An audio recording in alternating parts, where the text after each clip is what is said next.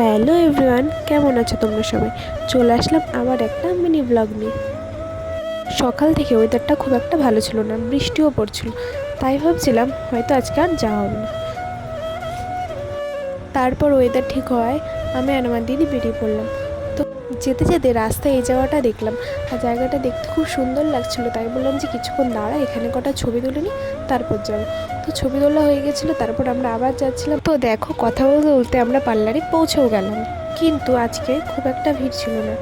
গিয়ে দেখলাম মাত্র 2জন কাস্টমার ছিল। তো তো তারপর ওখানে গিয়ে কিছুক্ষণ বসে থাকার পর ওদের কমপ্লিট হয়ে যাওয়ার পর আমি বসে পড়েছিলাম। এবার আমারও হয়ে গেছে, এবার বসে পড়েছে আমার দিদি, ওরও কমপ্লিট হয়ে যাওয়ার পর সেখান থেকে আমরা বেরিয়ে পড়ি। তো এত কথা বলতে বলতে বলাই হলো না যে পার্লারে কী করতে গেছিলাম। পার্লারে গেছিলাম আমরা দুজনে ভ্রু শেভ করতে। তো দুজনের ভ্রু শেভ কমপ্লিট হয়ে যাওয়ার পর বাড়ির জন্য বেরিয়ে পড়েছিলাম। যাওয়ার পথে বিরিয়ানি নিয়ে দুজন মিলে গল্প করতে করতে বাড়ির দিকে যাচ্ছিলাম। তো আজকের ভিডিওটা ছিল এইটুখানি। ভিডিওটা ভালো লাগলে লাইক কমেন্ট করে দিও, আর দেখা হচ্ছে নেক্সট ব্লগে।